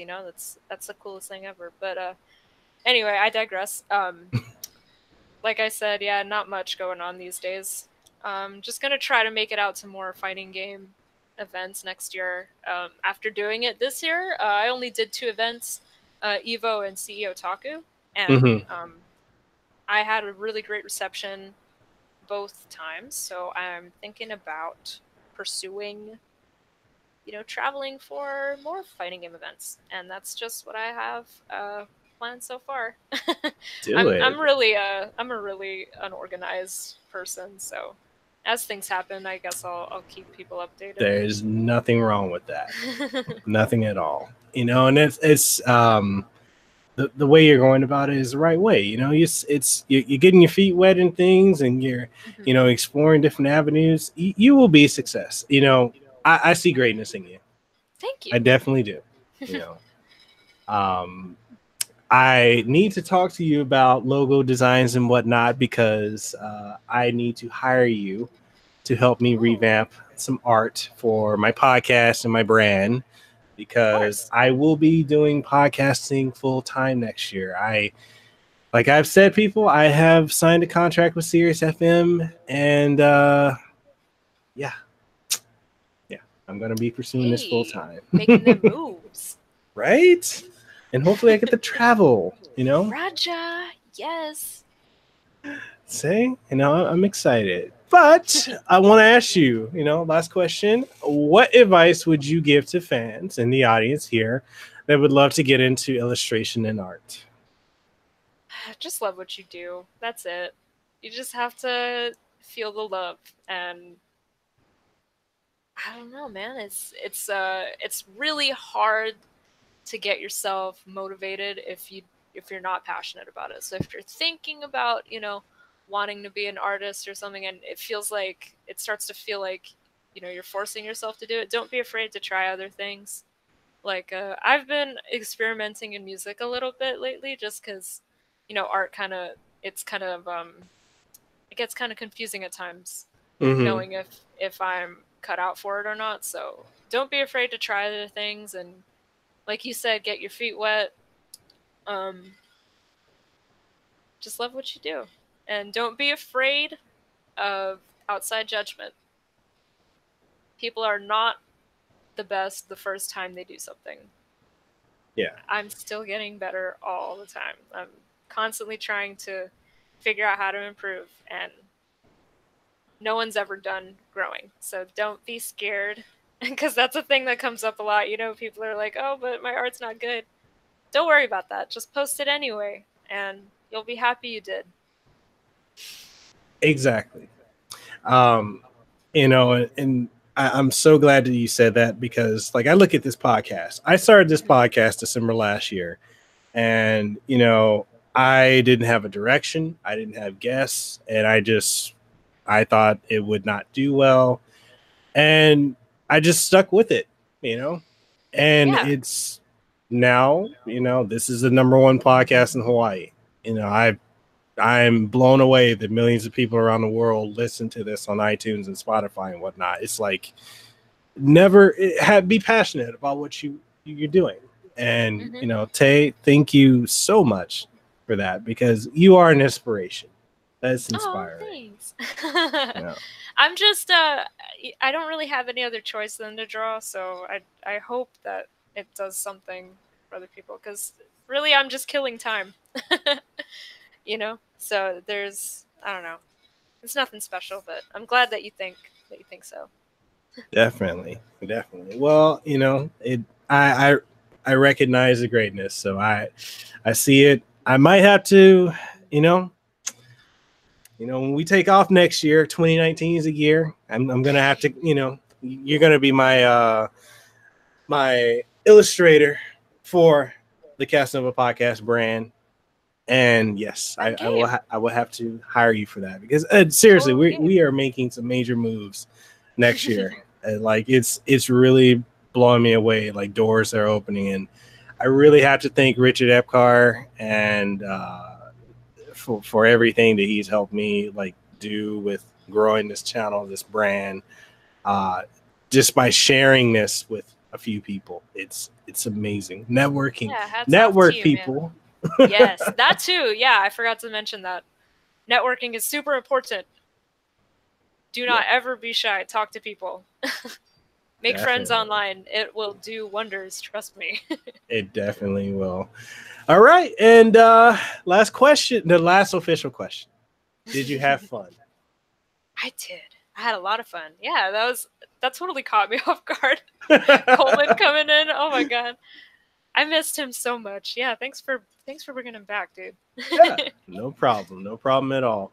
And go ahead, plug your outlets, plug where people can find you. You know, people are already asking in the chat, like, where can they see your art? Tell them where they can find you. I'm under Zonknuckle. It's spelled out in the title. That is my Instagram handle and my Tumblr handle. I'm mostly you're on Tumblr active. Too. Yeah, a little. I just post sketches there from time to time. Okay. But I'm mostly active on Instagram and on Twitter. On Twitter, I am not under Zonknuckle. It is an IE at the end instead of an LE, so it's Zonknuckle. So yeah, that's where I am. Awesome. And I'll be leaving links to all of her outlets in the description of this video and this podcast down below. So please, everyone, make sure you go follow her on all of her outlets. Go stalk her. Don't stalk her in person. Stalk her online and buy her merch. When she puts up more merch, buy it. She's phenomenal. I think she's the best illustrator in Hawaii, personally, hands down. Oh man. Thank you. So with that being said, people, that's going to wrap up another episode of the Kasanova podcast. I hope everyone had fun, Tei. I'm glad. It was an honor to have you on the show. Yes, thank you for having me. I had a lot of fun. We definitely need to do it again. You know, I didn't even get to talk about we have a mutual friend, Jenny Lou. Oh yeah. Didn't even Coleman came and hijacked it. I know, right? Just came in, like just crept in and just threw the whole took show it by the off. reins. Jeez. Oh man, but yeah, you know, this episode of the podcast will be, of course, you can find it here on youtube.com/Mekel Kasanova. You will also be able to find it on iTunes, Google Play Music, Google Podcasts, Spotify, Stitcher, TuneIn Radio, iHeartRadio, which I don't know how we pull that off, but we're about to be on iHeartRadio. And very soon we will be on Sirius FM and XM Radio.